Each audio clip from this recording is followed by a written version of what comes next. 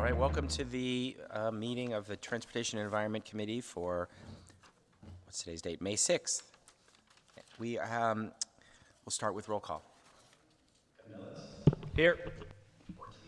Present. Here? Here. Here. On review of work plan, we have to take an action to defer the item that was originally on the agenda to the June 3rd meeting, this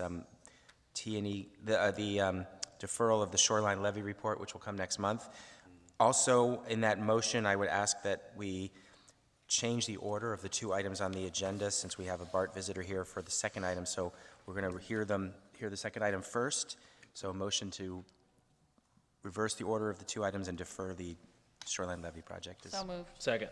All right, thank you. Let's just, all in favor say aye. The voting system isn't working, so all in favor say aye. Aye. Aye. No opposition, and that one carries 5-0.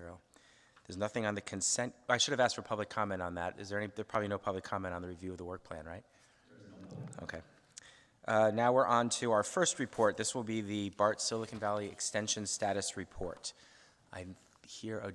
Jessica is here, and Bernice and Tom will also be presenting. Thank you.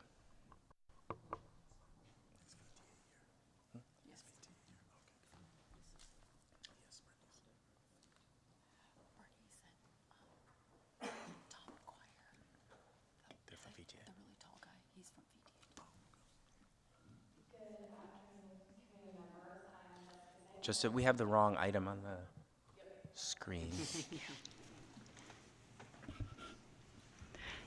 Thank you. While that switches, Yeah, go ahead. you want me to go ahead and introduce? Great. So Jessica Zank, Deputy Director for the Department of Transportation. I'm here with Alisar Aoun, our Senior Engineer for the BART project. And it is our pleasure to introduce Tom McGuire and Bernice Alanis from the BART project from VTA staff, who will do the bulk of the presentation today. And then we'll all be here to answer any questions you have. So with that, Tom. Thank you, Jess, and thank you, council members, for the opportunity to share with you an update on where we are with phase 2 of the BART Silicon Valley Extension Program. The BART Silicon Valley Extension Program is, next slide, please, it is a 6-mile project that will bring 5 miles of single board. Next slide, please. Oh, I've got it. I got the power. Here we go. Oops, too far. Okay.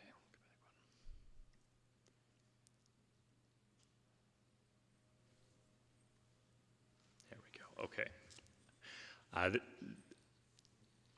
So the BART Silicon Valley Phase 2 program is a 6-mile extension of the BART system from its current terminus at the Berryessa North San Jose station through Little Portugal, downtown San Jose, the Diridon station vicinity, and on to Santa Clara. The program will be the largest public works project ever undertaken in Santa Clara County. We also know that it is the culmination of over 2 decades of voters, elected officials like yourselves, and taxpayers supporting the extension of regional rail service into downtown and through downtown San Jose. It has 4 major elements. It has a 5-mile long single-bore tunnel, which will be the largest transit single-bore tunnel in the United States when complete. It has a storage and maintenance facility in the vicinity of Newhall Yard on the Santa Clara-San Jose border. It has 4 new BART stations, 28th Street, Little Portugal, downtown San Jose, at the Diridon station, and above grade at Santa Clara, directly adjacent to the Caltrain station. And it has new parking garages at the 28th Street, Little Portugal, and Santa Clara stations. When complete, we will have a complete electrified ring of rail around the bay. All 3 major cities, San Francisco, Oakland, and San Jose, will be connected by BART and Caltrain, and we'll have seamless travel around the bay. It is like I said, it's one of the most significant projects ever undertaken in the South Bay. Our current cost estimate is that it will take $12.7 billion to complete this project. And the pie chart you see on the screen shows where that money's coming from. One of the things that makes us unique among all the major transit expansion projects around the country that are competing for federal money is that we have a very strong base of local and regional and state support. The Voters of Santa Clara County have consistently supported through Measure A and Measure B the high priority of bringing BART to San Jose. And you can see on the pie chart that over $4.5 billion of the $12.7 billion comes from those two sales taxes. Other important funding sources include the state transportation intercity rail program, an important contribution from RM3 that many of our MTC members helped us get last year. And that adds up to a little more than 50% of the program. Our job this year is to get the remaining 49.5%, the $6.3 billion you see at the top of the pie chart. And that'll be achieved when we receive from the Federal Transit Administration what the FTA calls a full funding grant agreement, or FFGA. As we pursue that funding and complete our design and get ready for construction, I want to give you a picture of what the overall program schedule looks like. We are on the left side of the graph there. We will be starting our early works construction in the vicinity of the Santa Clara station, breaking ground this summer, getting ready to build the launch pit into which the tunnel boring machine, which is being built right now in Germany, and will float over here at sometime in 2025, will enter the ground and start digging that 5-mile-long tunnel. So that work starts this summer. We are hoping to close the FFGA, the full funding grant agreement, with the FTA by the end of this calendar year. We have an administration in DC that has historic support for infrastructure. For obvious reasons, we want to get that nailed down this year. We have some really exciting activities that my colleague Bernice Alanis will talk about, but making sure that the communities through which the construction takes place are not only not forgotten, but are enhanced and uplifted during and after the construction. We'll be in major construction for about a decade. Once the tunnel boring machine starts digging in 2025, we'll be building tunnel, station, yard, and parking garages through 2035.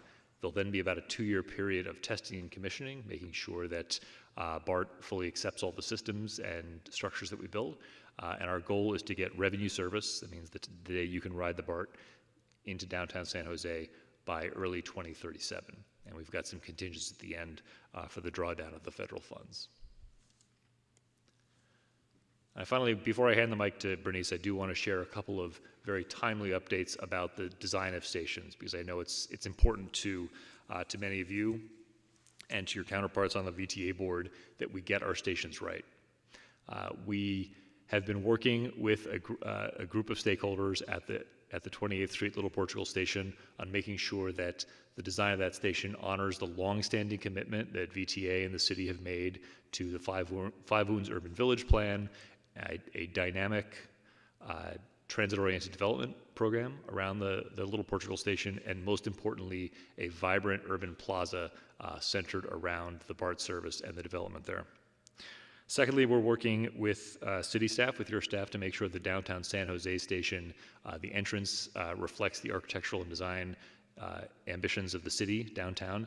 We've also committed to working to fund a second entrance, fund and design a second entrance to the station that could be built in parallel with the construction of the BART station. And that entrance would be located on the south side of Santa Clara Street, in the general vicinity of 1st and 2nd. A lot more work to be done on that with the city staff.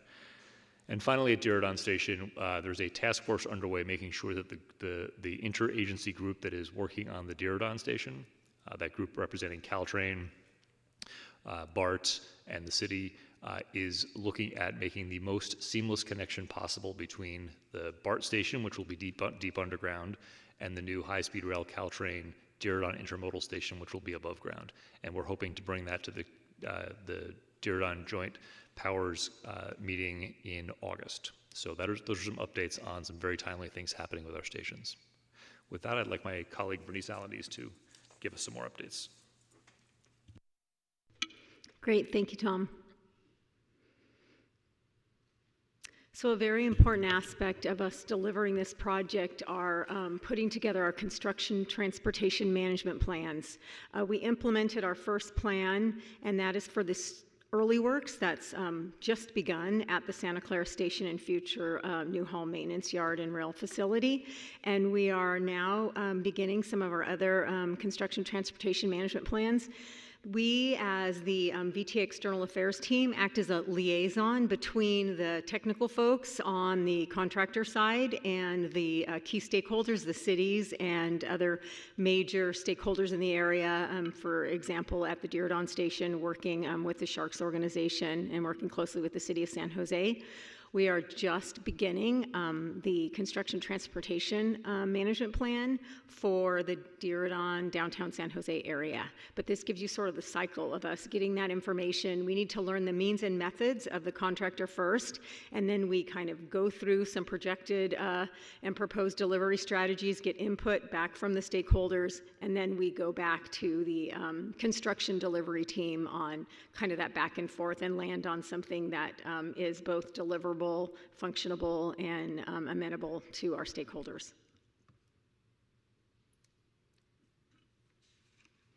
This shows all the various areas. We do these construction transportation management plans by geographical areas and key areas of construction work. So as you can see, we have several plans. As I mentioned, we have already implemented the first CTMP, and that's at the Santa Clara Station area. We're working on number 2, and that will be for the early and major construction at Diridon and downtown. And then we're also working on another one at the 28th Street Little Portugal Station and for the East Portal in that area. And as we develop each of those, it takes approximately 9 to 12 months for the entire process. Once we learn those means and methods, go back and vet all that, have stakeholder meetings, and then ultimately we take it out to the community at large, get the last bit of input and buy-in before we officially adopt the plan, and then we come to our city councils for that plan to be approved before we implement. So this is some of the activity that we are conducting at what we're calling the West Portal, and this is a site that we're preparing to actually launch that tunnel boring machine that Tom spoke about. It takes about 2 years from the time of the order to actually disassemble, ship, and reassemble, and in the meantime, we're preparing that site. There's a big bore that the tunnel boring machine will be launched from. There will be bins for all the materials that we're collecting. There'll be a site where they are manufacturing the big cement liners that go into the tunnel and other operations that will happen on that site. So right now they're doing grading, we're putting up fencing, we're putting up our noise and dust mitigations and all of our monitoring systems to ensure environmental compliance. So another very key aspect of this program is our business resource program, and that is a program that we have put together after a significant amount of research. We conducted research at other major projects down in Los Angeles, in Seattle, throughout the country to really learn how other mega projects have been working with the business community to ensure that those businesses can basically benefit from the project and really maintain their business and thrive during construction. So we're tailoring this program to small businesses in the area, and that is defined actually by the city of San Jose of businesses that have 35 or less employees. We just had a board action for the funding for this program, and we've estimated $3 million per year for the highest years of construction, 5 years at $15 million. We certainly will be monitoring and evaluating the program to ensure that it's sufficient and nimble enough to really accommodate those businesses. There are 4 aspects of this program. They are both a marketing component, a marketing and visibility component, and we will be launching a special section of our website to market that program. We will be doing technical assistance, working with community-based organizations.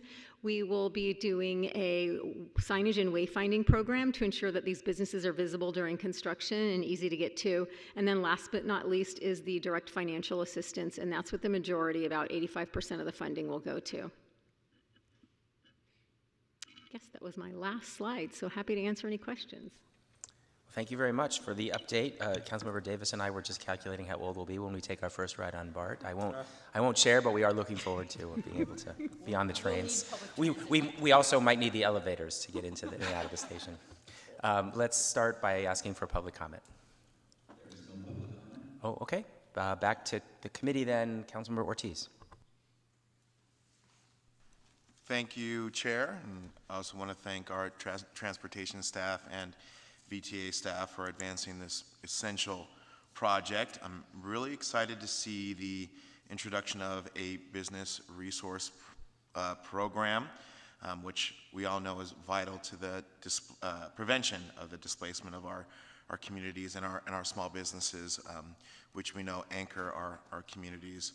I'm sure some of you guys will remember, I know Bernice will remember, the Alum Rock BRT project, which I led the campaign for those small businesses for, and I'm grateful that we are allocating $3 million actually before the construction, because I know that, as we saw with that project, there will be impacts.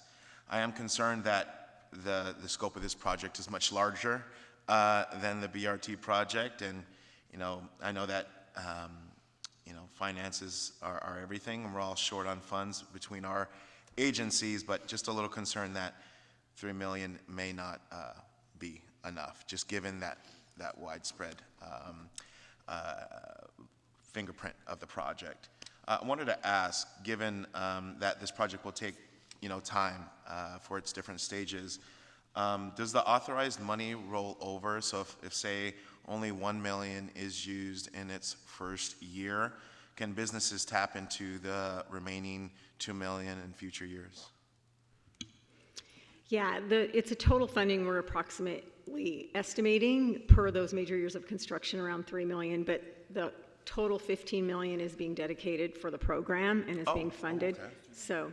Oh, $3 million per year. Okay, I Yes. misunderstood that. That's great. Yeah. Okay, I'm actually really happy to hear that. That's good. 15 million. Geez. All right. Thank you for that. Thanks. Good. That's great. I also want to address the concerns regarding the change in design at the Little Portugal station. I know you've heard quite a bit about this from the community, and I share concerns with the community and VTA Oversight Committee that moving back the back of house facilities will disrupt the vision of a vibrant plaza with retail space. I know that the memo mentions, I think it says that VTA and city staff will be meeting with community representatives to talk about finding a solution. Can you give any more information of what essentially that means? Yeah. Sure. We've had 2 meetings to date. We gathered some of the key stakeholders that were representative of many of the letters that were written. And our initial meeting was just to really listen and hear what they were trying to achieve, what the long-term vision was. We followed that on April 18th with a very hands-on workshop looking at where the station facilities, what was needed to build the station and to operate the station, and got the input really that the members were okay with having ancillary facilities above ground, back of house, as long as we could achieve the long-term vision of a plaza. So we are working through that, and we just sent out a communication with 3 possible configurations, and we are going to then follow up with a larger, broader stakeholder community meeting, either the 29th or 30th of May, to get a larger input from the broader community, and then we will come back and look at ultimately what the station configuration will be. Okay, great. I appreciate that. I'm looking forward to that process. I'd like to be involved in that process, given it's kitty corner to my district, and the residents of Little Portugal don't just stop once it turns into District 3 or District 5. Right. So I look forward to that conversation. Thank you all for your hard work. Thank you. Thank you, Councilmember. Councilmember Davis. Thank you.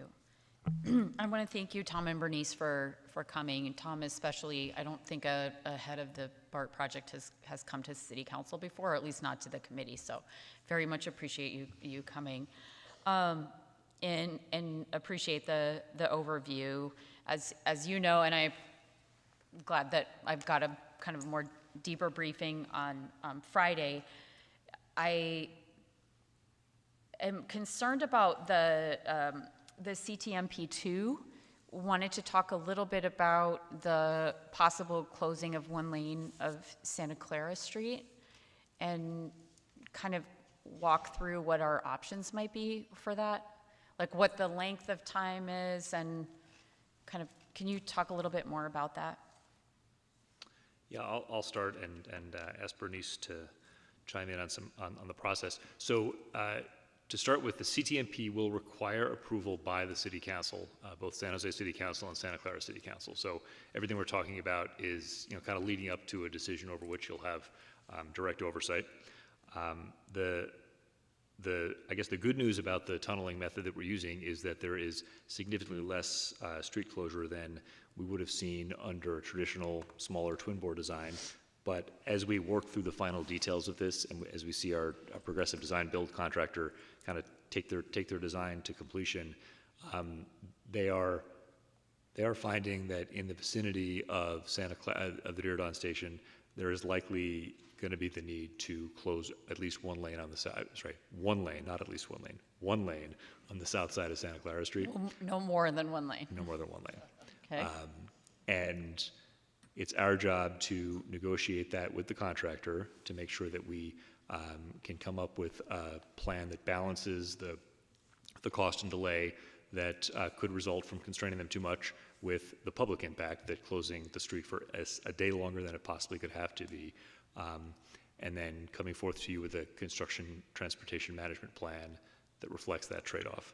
I just want to be clear that that is not a decision we've made, but we're raising it because we are seeing that that's the direction in which the construction technique is likely taking us.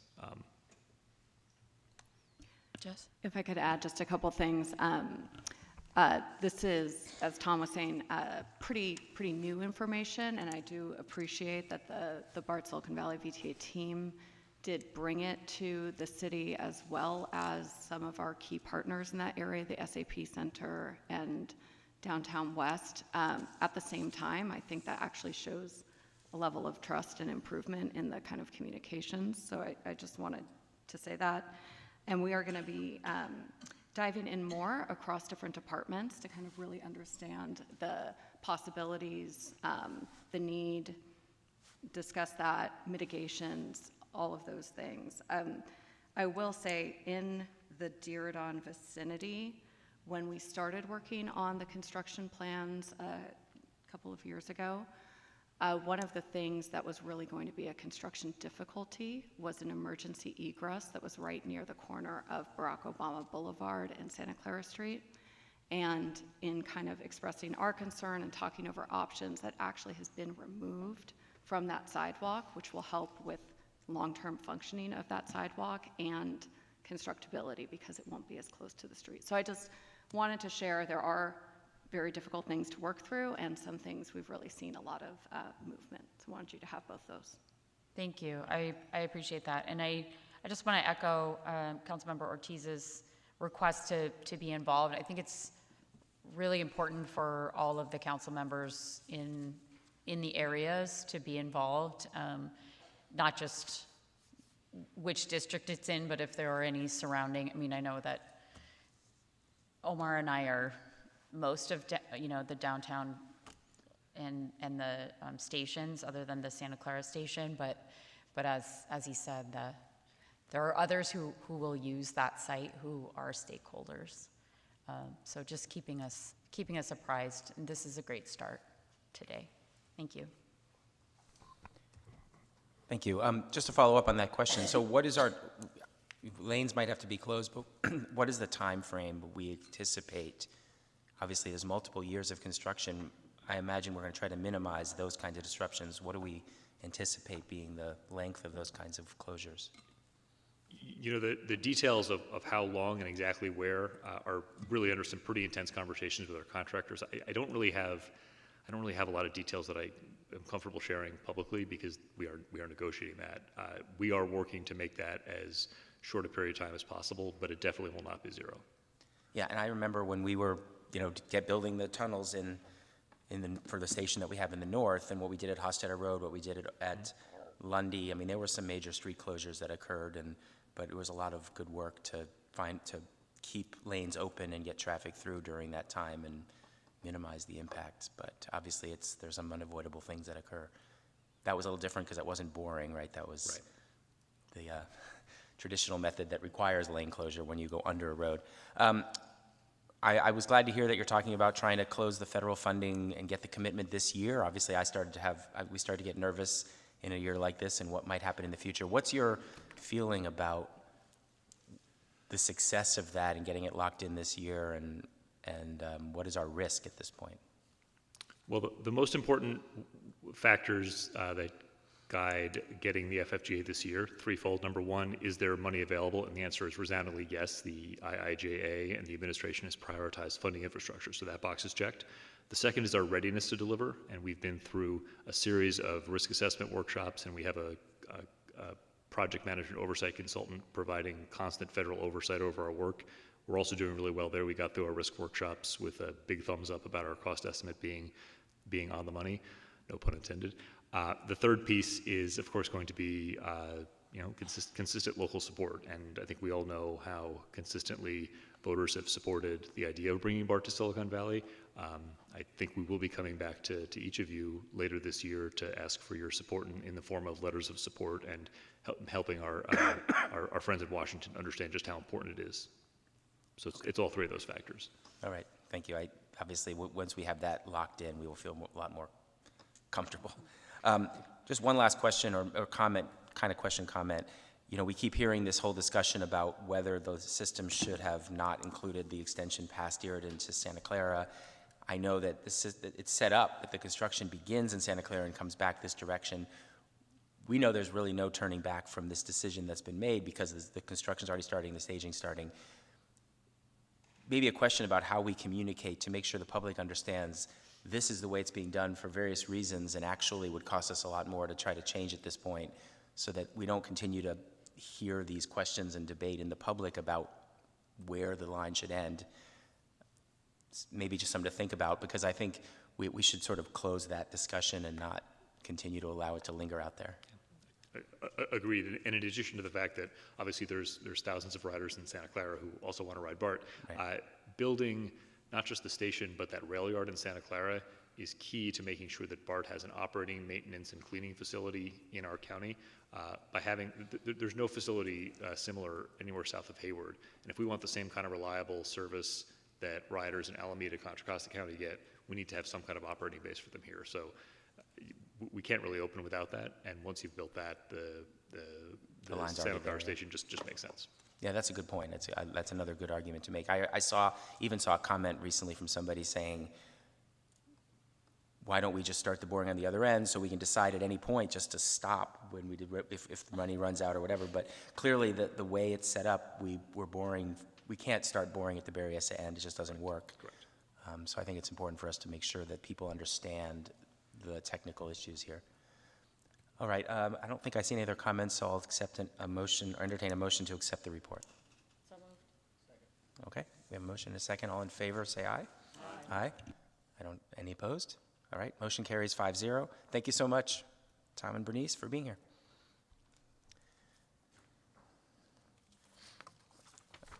Okay, that brings us to our other item on today's agenda. This is our Vision Zero safety status report, traffic safety status report. Heather and Jesse, I think, are going to come down and lead us through the presentation.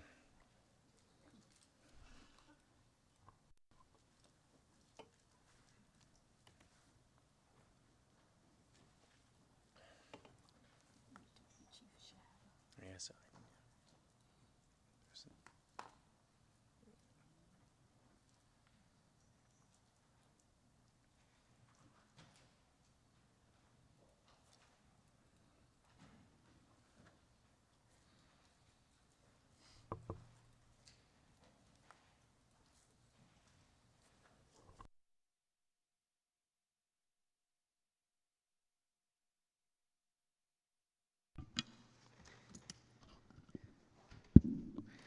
Good afternoon, committee members and members of the public. My name is Heather Hoshi, and I'm the Department of Transportation's Deputy Director over Transportation, Safety Operations, and Parking. Today's presentation of the Vision Zero Traffic Safety Status Report by the Department of Transportation and the Police Department is part of the city's focus area to increase community safety. The presentation will cover 2023 traffic fatality data trends, recent accomplishments, and upcoming work across the Vision Zero program to reduce traffic fatalities and injuries. Today's presentation will also include an update by the Police Department on the safety pilot at the intersection of Monterey Road and Kirtner Avenue, following 3 traffic fatalities at this intersection in 2021. I will now hand it over to Jesse Minthroth, DOT's Vision Zero Program Manager, and Deputy Chief Brian Schaub from San Jose PD. Thank you, Heather. My name is Jesse Minthroth, and I'm the Vision Zero Manager at the San Jose Department of Transportation. I want to acknowledge as I begin talking about traffic fatalities that these are not just numbers. These are numbers that represent people who are our San Jose friends, families, and neighbors. Traffic fatalities in 2023 were lower than previous years, and as a result, I want to spend most of my presentation time this year on other slides, but I will begin talking about these. In 2023, there were 49 traffic fatalities in San Jose, a 25% reduction from the city's peak number of 65 in 2022.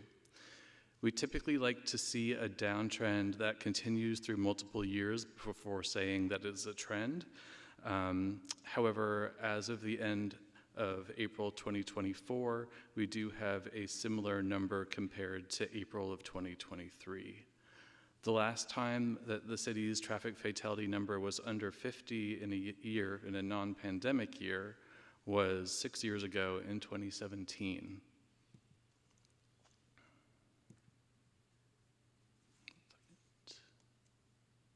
Okay.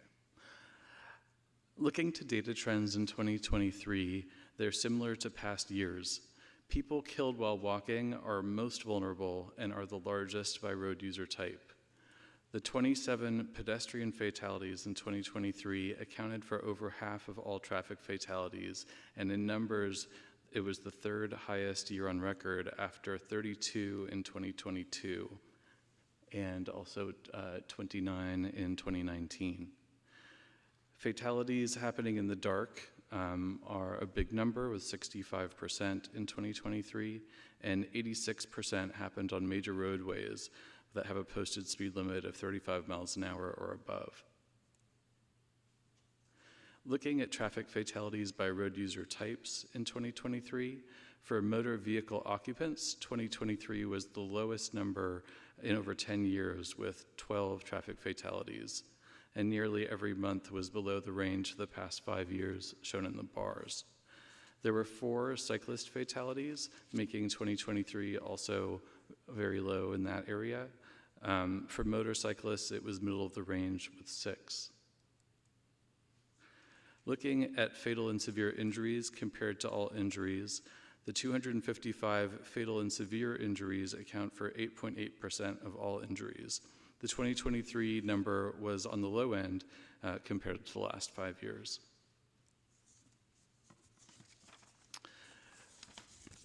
Now moving to highlight recent accomplishments and upcoming work. Following 3 traffic fatalities at Monterey Road and Kirtner Avenue Tully Road in 2021, making the intersection have the most traffic fatalities of any intersection in San Jose in 1 year, there have been a number of safety initiatives initiated here. Before I pass the mic over to San Jose PD to discuss their automated license plate reader project, it is important to mention it is one of several projects that have happened or are underway, including several at DOT, such as building a fence along the north median, redesigning some corners of the intersection to shorten crossing distances, redesigning Kirtner Avenue and quick build materials, and in addition, 3 capital projects forthcoming, one on Tully Road, one on Monterey Road working with the VTA, and also a federal safety grant to redesign the intersection. 2 of the 3 fatalities were hit and run, and so I want to pass it over now to Deputy Chief Brian Schaub of the San Jose Police Department to talk about the ALPR project. Thank you very much. Good afternoon, Chair, Council members. Brian Schaub with San Jose PD. So this project started, back at late 2021, and it was the result of what's been already said, 3 fatalities. The The last of those three was a really tragic fatality with Vanessa Arce. And that was the one that really kind of brought this problem to the spotlight. And so we looked at what can we do to impact not only the traffic fatalities themselves, but the solvability of hit and run accidents, because Vanessa's was a tragic hit and run that we had no leads on. And so with cooperation at DOT, we started looking at the prevention piece, and in this particular case, it was bringing in the fencing along the median there that forced the pedestrians into the crosswalks to cross, because a lot of times what was happening is folks were coming from Markham Plaza to the plant, and they were crossing Monterey, obviously a very busy roadway, outside of that crosswalk. The second part of that was to look at how we can impact the solvability of these hit and runs. And so that's when we started looking at the automated license plate readers. When we installed them in that intersection, they've had a profound impact on our ability to solve these crimes. We went from having 3 that year, 3 fatalities, to having 0 in 2022 and just 1 in 2023. The fatality in 2023 was, in fact, a hit and run, and thanks to the ALPR cameras, we were able to solve that very quickly and get the person in custody that was responsible. And not just the fatalities, but there's been several major injury accidents there where the ALPRs have been instrumental in solving those cases for us. Thank you.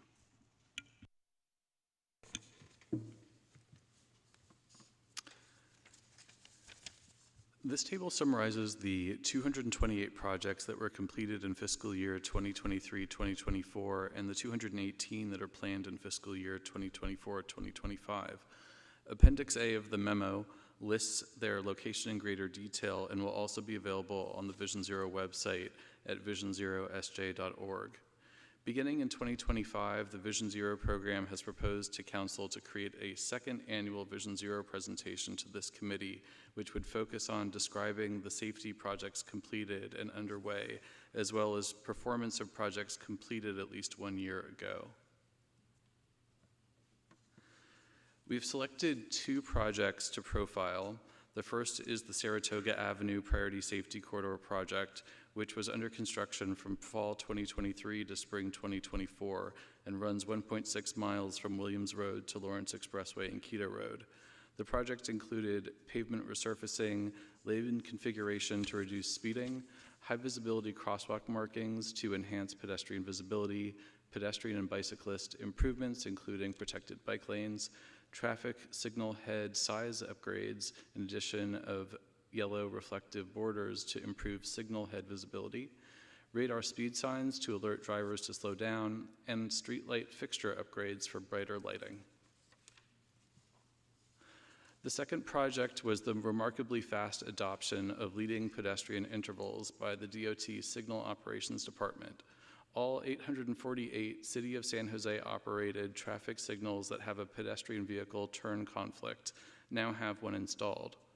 Leading pedestrian intervals, or LPIs, give pedestrians a green walk signal 4 or more seconds before vehicles going in the same direction who may turn into the same crosswalk that pedestrians are walking in.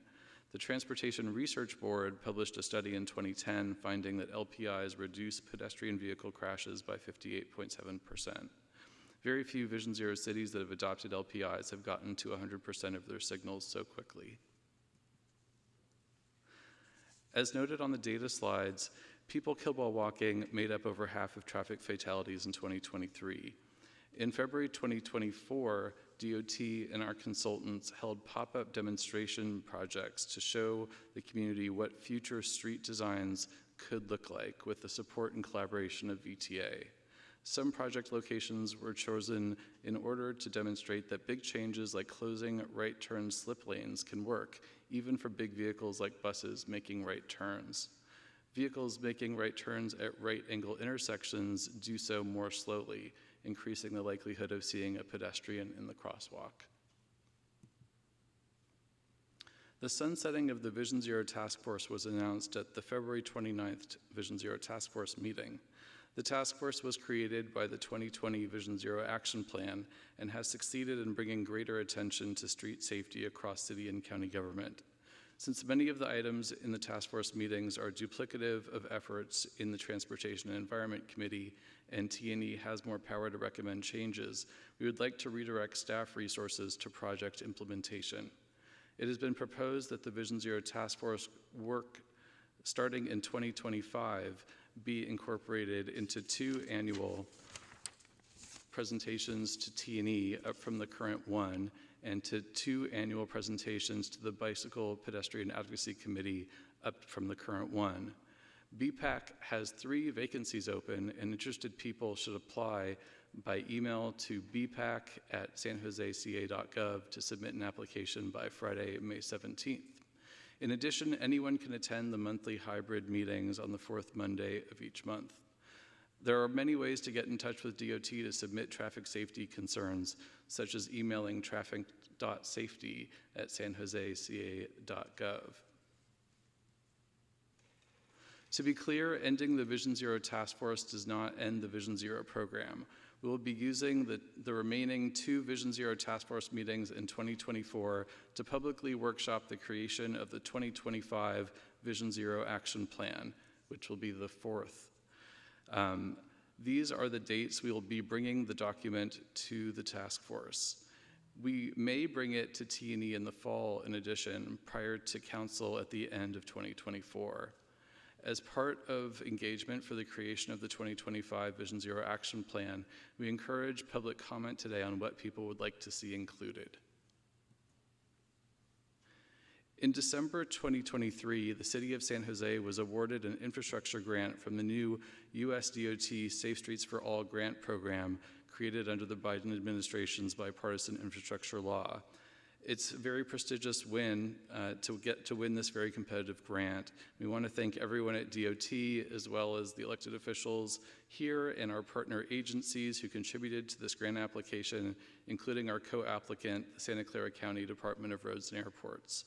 This $12.9 million grant includes safety redesigns at 4 intersections with the most fatal and severe injuries in the last 5 years. Finally, San Jose's Speed Safety System program is underway. 2023 Assembly Bill 645 was signed by Governor Newsom in October and enables 6 cities, including San Jose, to install speed enforcement cameras on state-defined safety corridors, in school zones, and in areas with a history of street racing or sideshows. San Jose is allowed to install up to 33 speed safety systems based on its population. We're currently in the process of identifying candidate locations based on high posted speed limits, concentration of speed-related crashes, and proximity to land uses that have more vulnerable road users who walk and bike, such as retail, residential, parks, and school areas. DOT is planning to return to City Council in September 2024 to present the Speed Safety System Pilot Project Status Update. Thank you. Okay, well, thank you very much for that report. I know we have some public comment, so let's start with that.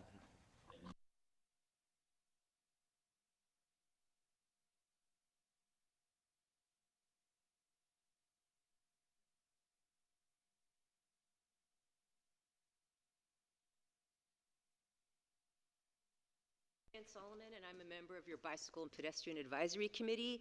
Last year, traffic fatalities exceeded homicides in San Jose, and the Vision Zero elements must be well monitored to make sure that the actions taken are effective and that the data collected is understood. We thank you for wanting to meet with us twice a year instead of once per year. We respectfully request, however, that future oversight of the Vision Zero program by the Transportation and Environment Committee and Department of Transportation includes the BPAC as part of your oversight, monitoring, and community engagement elements. We're here to help you and help us and help all San Joseans be safe within our city. Second, intelligent individuals attend our monthly BPAC meetings who have found that the fruit of the Zero program's action plan's robust data analytics tool is not discernible from the website. Thank you for the crash data that's reported online. However, it's highly summarized, and it's our understanding that this data is from many sources. We respectfully request a more user-friendly avenue into the online crash information, and we have volunteers that could help you with that. With respect to data that is posted online, we also respectfully request a way for the public to provide feedback about this program's online user interface. We request this because the interface, if the interface is more user-friendly, visitors will be able to find the information they seek, which will enable them to understand the major learnings that this data provides for this program. Thank you. Thank you. Next speaker.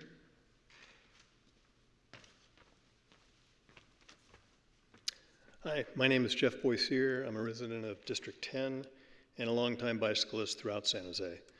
I speak for myself today. I'd like to thank you for the opportunity to speak and thank the transportation staff for all that they do.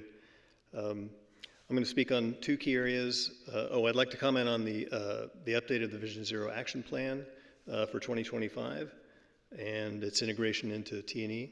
I'm going to talk about two key items: organizational structure, data gathering, and analysis.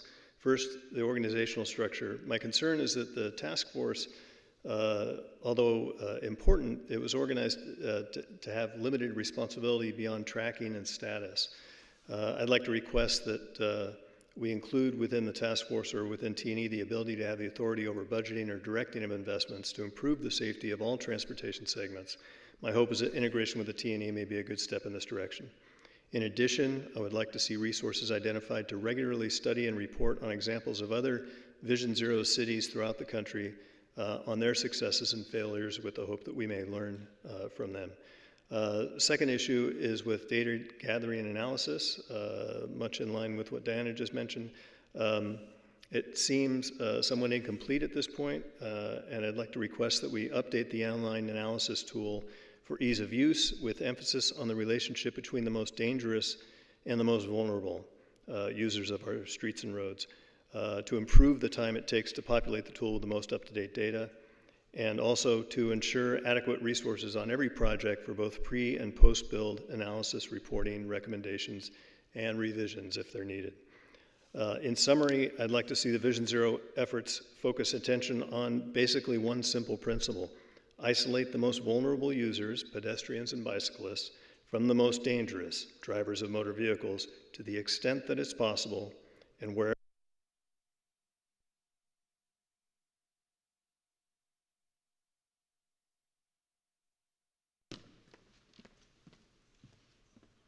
My name is Ann, and I'm a resident of District 6. Thank you to the chair and the committee for letting me speak. I am a member of BPAC, but I speak for myself today. I volunteer at Good Karma Bikes, and we provide bikes and service to some of our most vulnerable San Jose residents, low income and unhoused. And we see a lot of the consequences of biking at night and in not following the traffic laws, so to speak. What I'd like to see from Vision Zero, besides what Diane and Jeff have said and what Jordan will say, is just a little bit more understanding of what's working and what's not working, and how much progress we're really making. You know, just looking at numbers seems like it's after the fact. I'd like to see something a little more proactive. Involving the BPAC committee will allow Vision Zero to understand we know where the problems are, and we can help you a lot by determining where they are and trying to come up with a plan before we have that fatality that we have to investigate. That's all I need to say. Thank you. Thank you. Next speaker.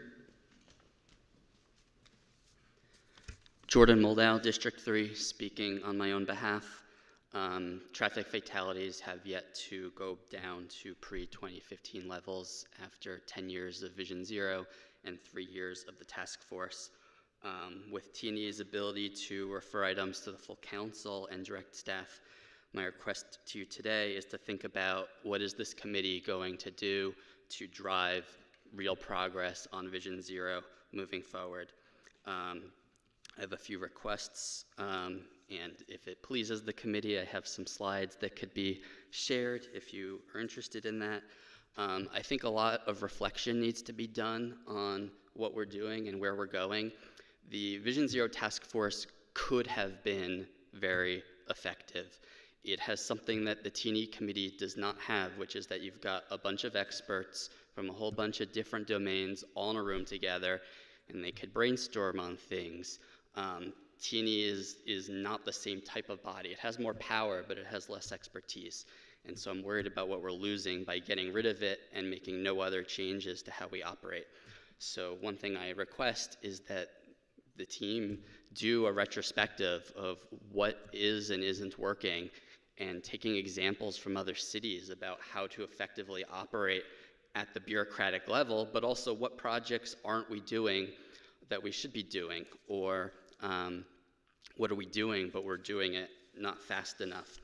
As the others mentioned, there's a bunch that we could do to improve our data, both in terms of real-time, aggregates, showing location and status of projects.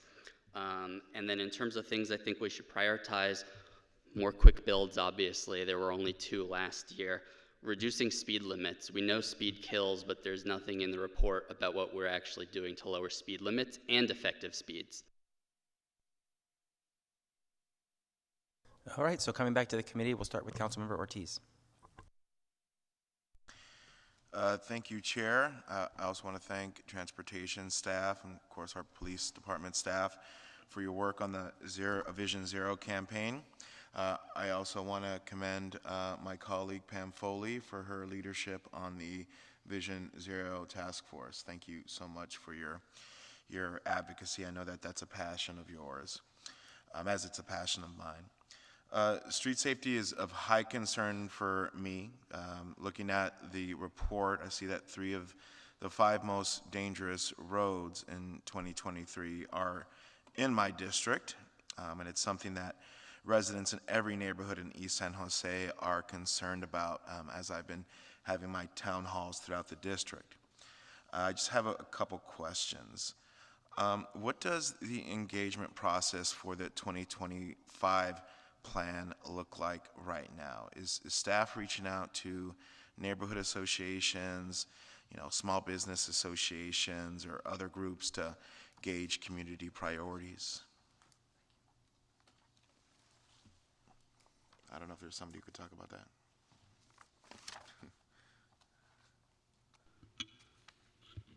Thank you, Councilmember, for your question. Lam Cruz, Division Manager over Traffic Safety. Over the next couple of months, we're going to be working with the council offices, as well as we have already reached out to many of the task force members to set up meetings to get feedback on the action plan. If there are specific neighborhoods that are interested, we do welcome those questions or those feedbacks through our traffic safety email that Jesse has provided, and it's also, I think, at the end of the presentation as well as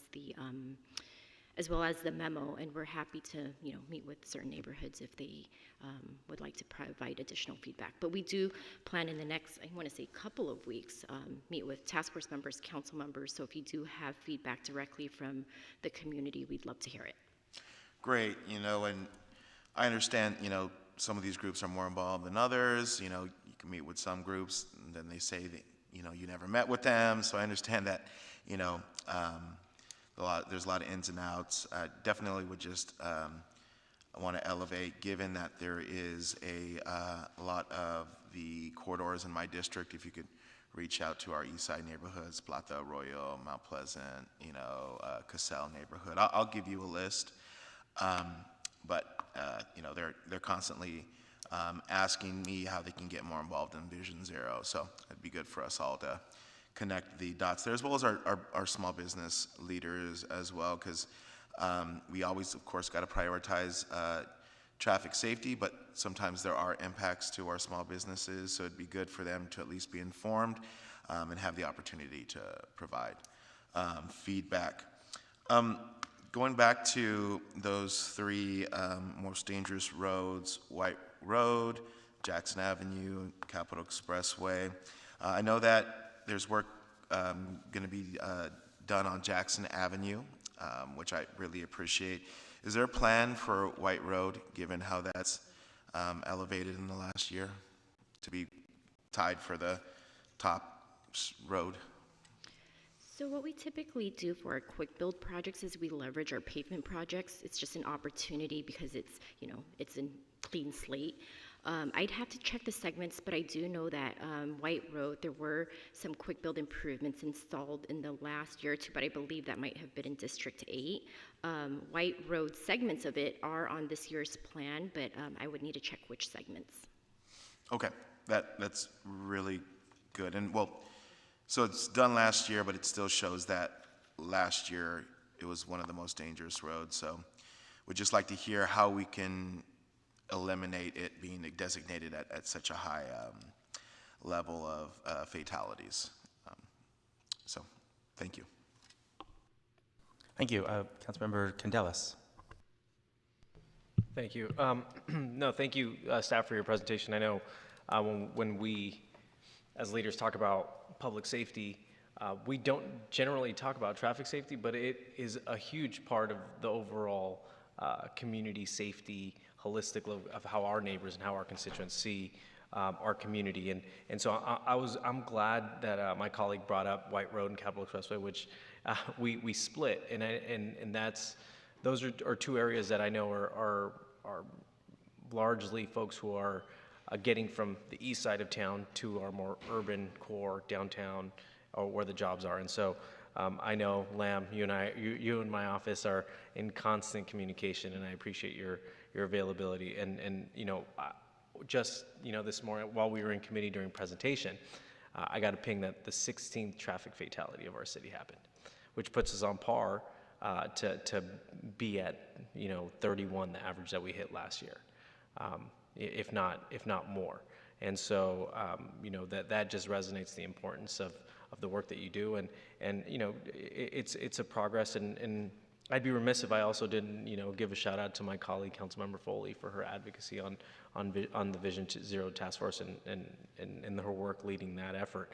I do have a question with regards to the deployment of the automated speed enforcement cameras. I know there was a few criteria that you mentioned, Jesse, was high speeds, the speed crash data, and the use of the zone in the vicinity of the placement, retail, residential, et cetera. So now my next question goes to, with regards to equity. Like, is there going to be an equity lens as to how we look at deploying these cameras on areas that largely depend on, either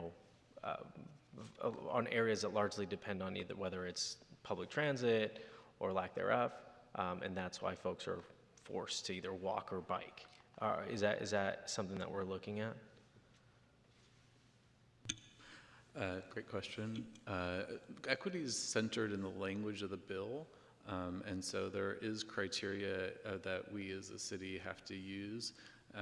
So basically, I think the issue on the high policy level is that the state doesn't want to see us put them all in the same district. Right. And so at this point, we're looking to distribute them around the city, but we're trying to figure out basically how. And so, yes, so I think there are different ways to answer that sort of equity question. That was a hard question, wasn't it? It is, yeah. So, I mean, we're basically at the point of thinking about those policy questions, and with, definitely an eye towards that question, but we haven't decided how to answer it yet. Yeah. But yeah. And I don't expect it to. I know, staff's working on putting together a list in collaboration with our law enforcement folks and our PD, I'm more than willing to provide recommendations based on what we hear in the hundreds, if not thousands, of conversations we have with residents on areas that they feel and where they drive every day, and so I will gladly throw that invitation out there so your team can reach out. And I'd be more than happy to provide some information, because, for example, the ALPRs prior to the increase in ALPR deployment throughout our city, District 8, for example, had, I think it was 4% of the overall camera ALPR deployed throughout the city, 4%. And so I definitely want to make sure that we do what we can to make sure that the cameras are distributed equitably throughout the city, and not just in areas in downtown or Monterey or the urban core. And so no, I appreciate the report, and with that I'll move acceptance of the staff report. Okay, thank you for the motion. Councilmember Foley. Thank you. Thank you for the presentation. And first, I want to thank my council for their actual robust conversation around Vision Zero and really making the argument as to why we are sunsetting or recommending sunsetting the task force so that this committee then can focus more in the specific intersections you're talking about and also requesting more funding, authorizing more quick builds, things that the task force cannot do. The whole purpose of the task force was to shed a light on Vision Zero and to bring to the forefront how important pedestrian safety was. And we functioned for almost 4 years. It'll be 4 years, I think, by the time we finished. But there's a real sense of frustration on the part of me, the chair, and others that we're just a task force, and a task force doesn't have the authority of 5 council members sitting up here. So the whole point of bringing this to the Transportation and Environment Committee is so that we will be able to have a greater organizational structure. We'll have better budgeting opportunities and better opportunity to influence where Vision Zero is going. But it doesn't mean, and thank you for emphasizing this, Jesse, it does not mean because the task force may be sunsetting, and council has to approve that, by the way, at the end of the year. When we do bring the work plan forward, there will be a recommendation from the task force to sunset the task force. But so the council has to do that. But thank you for stating that this does not in any way, shape, or form diminish the activity of the Department of Transportation and emphasis on Vision Zero.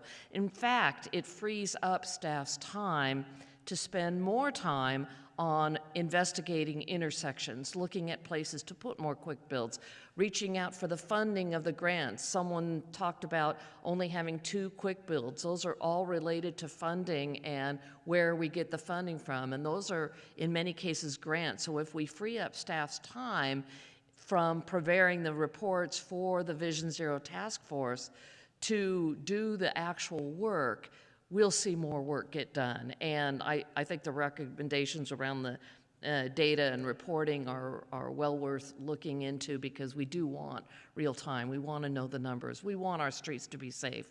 When we talk about public safety being one of our top priorities in the city, it is police, it is fire, but it is having safe streets as well. And it's important that we continue to message that. So I am actually excited about this direction, and I appreciate the feedback today about the action plan that we're working on. We do have 2 more meetings, one in June, at the end of June. So if you have any input, please let staff know so we can bring it to the task force. The task force is very involved in the action plan and will be adopting it at the very end. But input is really helpful to us to make sure that we are on the right track. And this is a product that will be continued to be reviewed and worked at, but it will be brought to the City Council through this committee on a regular basis. So I'm really excited about that. I'm sad in a way that the task force will be sunsetted, but I have a couple more years that I'll be on this committee, so I'll still be able to be involved in Vision Zero. So with that, I'm just excited and believe that this new direction will cause the Vision Zero and the results from the DOT to be more impactful, because I know it's your passion, it's my passion, it's street safety is everyone's passion up here and in the chambers as well. So we all will continue to focus on that and make sure that happens. With that, I'm finished. Thank you.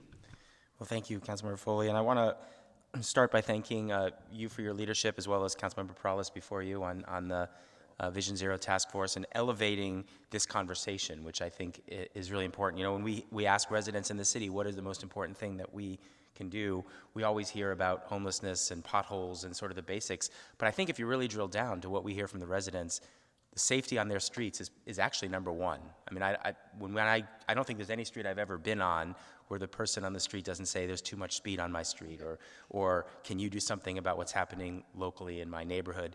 And so I do think that ultimately that's one of the top priorities that we can work on as a council. Back to that point about every street, I really appreciate that DOT and the folks who are working on this have a data-driven approach, so we can really identify the priorities where we need to focus. Because if you were to ask a resident where the most important street is, I think the street where their kids are out on bikes and walking is the most important street. And that's the challenge that we have as council members, because when somebody says, well, why aren't you addressing the speeding on my street? We have to sort of say, well, we got thousands of miles of streets, and we use data to determine the most crucial places, but that's not a satisfactory answer. Ultimately, we have to think about how to improve the conditions on every street in our city, and I know we're getting there. I also appreciate that when we, as council members, reach out to your department, that we have these large projects we're working on through Vision Zero, but we also have the accessibility to do some of the local things that we know are important in our own communities, because those are going to be crucial to keeping our neighborhoods safe. I want to thank you for the leading pedestrian interval program. I definitely see the value of that, the importance of that. As I stand at the corner and I see that operating, I know that I'm safer when I cross the street. We implemented that early on in one of the intersections in my district, and the complaints dropped to 0 after that happened. I mean, I think it clearly makes pedestrians safer, and I'm really glad that we've proliferated that across the city as quickly as we did. And I know that's going to be a challenge as we phase out the task force about input, but I actually think that, I know the Chair Foley is very thoughtful about how we're going to continue to hear those voices and elevate them and bring them forward as we carry this process, continue to do the work that we're doing. We all know is really important. We obviously want to make our process as efficient as possible so that our resources are spent actually doing the work and not on things that are going to slow us down. So while we want to make sure that we're still hearing from everybody about what works and what doesn't work, that we're not, that we're a city of action and that we're getting things done. So thank you for the report. We have a motion, and so we're going to vote. All in favor, say aye. Aye. Aye. Opposed? All right, that motion carries 5-0. And that's the last report today. We have open forum if there's any public comment.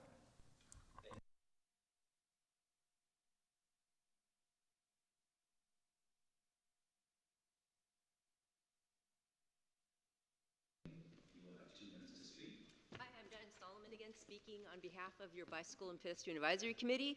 First, many of our members who attend our meetings, members and community members, talk about the danger and injuries they have experienced when bike lanes are blocked with yard debris, garbage cans, and other hazards. Our BPAC has met with the street sweeping team and integrated waste, but that did not yield more specific and certain help with this matter. Our city needs help with this matter. Something needs to be done. Our city could be found liable. I don't know where we go from here. I was told not really good to ask things of you at this meeting, but if any ideas, we need help. Second, we know our city has limited financial resources, and we know that DOT staff members are working mightily to obtain grant funding for what we need. But we urge you to prioritize the funding of the following programs: the Better Bike Plan 2025, Vision Zero, of course, the Speed Cameras Project. We look forward to attending the community meetings you're going to have on this, and the King Road Complete Streets program. Third, please designate King Road as a grand boulevard. It should be treated as an equal among San Jose's other grand boulevards, and when the King Road Complete Streets program has been put in place, it will be even grander. Fourth, we thank you for using the vehicle miles traveled metric. We think you can do more for our city on this. Please seek to decrease vehicle mile traveled, and you can do this quicker if you prioritize building out the network. Also want to remind you that May 18th is the International Ride of Silence Day, and Councilmember Foley is going to be a lead speaker. If you can get yourselves to Mexican Heritage Plaza at 11 a.m., we're going to have a short ceremony, a short curated ride to remember and honor the many who have been killed or seriously injured in our cities walking and driving. And let's see what else. And the Vision Zero team will be there handing out helmets, and we just hope you'll come. And we have a Facebook page, San Jose Ride of Silence, and it's a small step, but it also shows your support for those who are trying to make a difference by riding and walking safely. So thank you. And thanks for all you're doing. San Jose is a great place to live. Sorry I had to talk so fast. You only give us 2 minutes.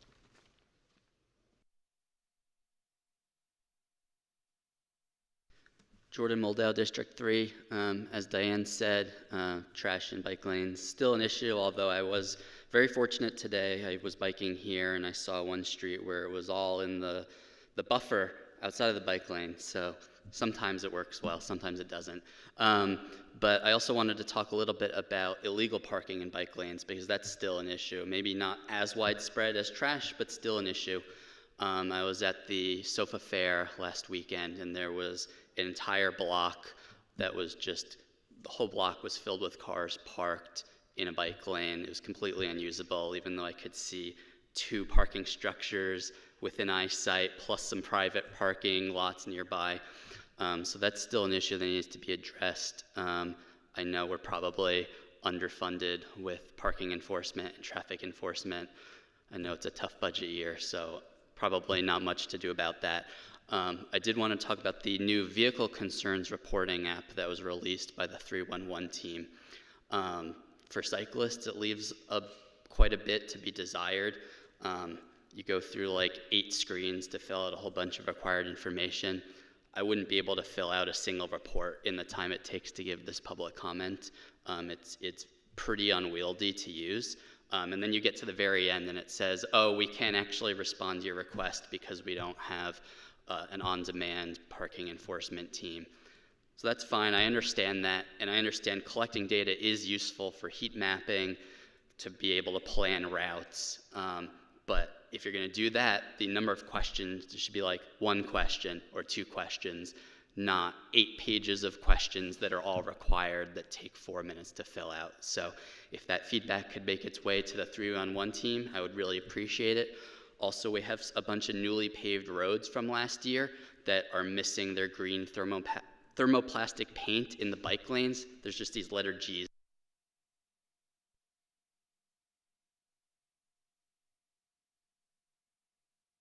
Hi, my name is Kathleen, and I'm a community representative and activist. And I would like to say that I'm proud that I went back to my professional trucking job as a street sweeper. And I just want to educate everybody that street sweeping is really important. It is to vacuum up the brake dust. The brake dust is what causes a lot of the environmental damage to the storm drains. And also, as a director at Golden State Services, we are putting together what we call art education. And we want to do something like what they have on the street for the boxes, for the electric boxes, where we paint on the sidewalks where the storm drains that go directly to the creeks are. We know that storm drains management is very important. A lot of people I talk to, I say, did you know that that storm drain goes right to the creek? They go, really? I didn't know. So we thought that art education, there's so many wonderful artists that can draw fishes, you know, nature, and that could be something incorporated in the storm drains. We called ourselves the Stormsters. So I think that there is a lot of storm drains that after street construction gets filled with gravel, and they're blocking things, making the flooding happen. I personally have gone out and removed a lot of the debris. There's actually grass growing out of some of these storm drains. So we wanted to put together a crew of those similar to Strive or those who are working at Goodwill to do that, to just focus strictly on the storm drains and to be assigned to them and to manage the debris and be a security team, as well as our education through that. And I just want to thank Lyft for doing a bike program, something like You Want My Bike, Get Your Own. They allow the whole year for $5. You can get those electric bikes and ride them. So you just download Lyft app and go to membership. And again, the PD was really great yesterday. I was door dashing and they were out letting people cruise, and that was awesome. And it was great to see them keeping the streets safe for cruising yesterday. Thank you. Okay. Okay, well, thank you, and I always appreciate very thoughtful public comment, and rest assured that even though it's a one-way street, we have plenty of people in the room who hear the public comments as you give them. So we are adjourned at 2:44 p.m. Thank you.